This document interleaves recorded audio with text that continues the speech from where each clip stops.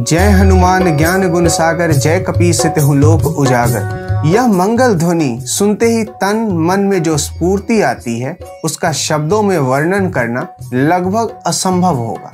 चाहे बालपन की चंचलता हो या युवावस्था की ऊर्जा, हर स्थिति और हर समय में हनुमान चालीसा एक अलग ही आनंद देती है।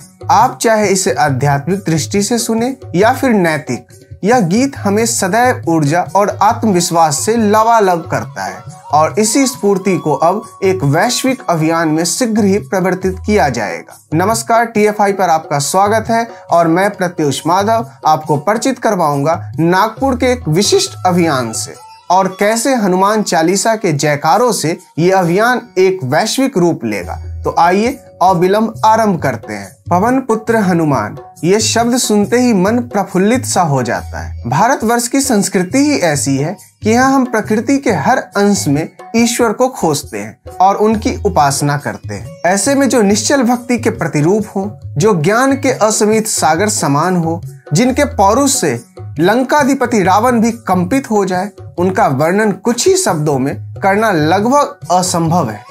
परंतु हनुमान चालीसा गीत का वो रूप है जिसमें बजरंगबली के समस्त व्यक्तित्व को सबसे सरल और सबसे विशिष्ट रूप से समाहित किया गया है।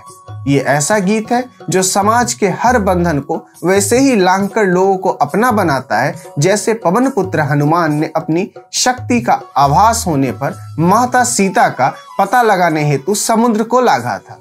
यूं ही नहीं कहा जाता, प्रभु मुद्रिका मेली मुखमाही, जल्दी लांघी गए अचरज नाही, दुर्गम काज जगत के जेते, सुगम अनुग्रह तुम्हरे तेते। ऐसा ही एक उज्जवल कार्य अब नागपुर में श्री निखिल चंदवानी ने पूर्व किया है और शीघ्र ही इसे एक वैश्विक स्वरूप मिल सकता है। उनसे वार्तालाप के अंश अनुसार 3 दिवस पूर्व मुझे स्वप्न आया कि मैं अपने नगर के युवाओं को एक जगह एकत्रित करूं और आज वह स्वप्न साकार हुआ है। मैंने यह बात अपनी धर्म पत्नी से साझा की और आगे जो कुछ हुआ उस पे मुझे स्वयं विश्वास नहीं हो रहा था। श्री हनुमान की शक्ति, उनकी भक्ति और भोले बालक सा स्वभाव मुझे सदैव ही प्रेरित करता है और वयस्क होकर भी ये प्रेरणा अक्षुण्ण रही है।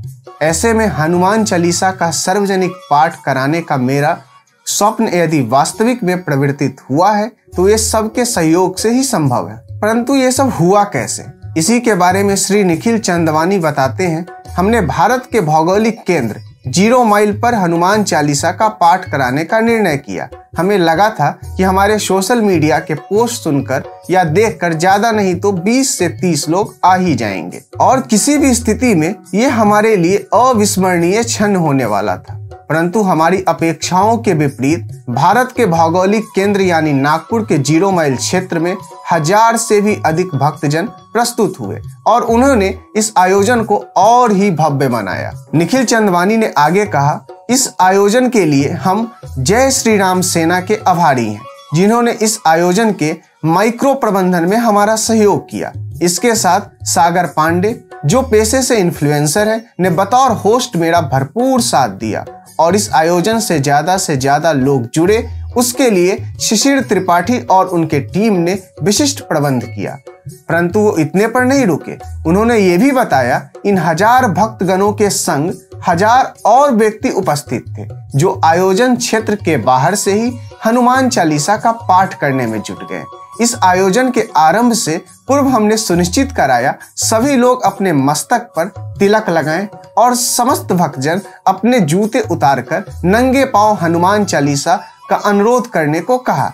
उन्होंने ये भी कहा कि इस अभियान को अब वे शीघ्र ही वैश्विक स्तर पर ले जाएंगे और जल्द ही नागपुर के साथ देश के कोने कोने में शनिवार को सायंकाल हनुमान चालीसा का पाठ करवाएंगे।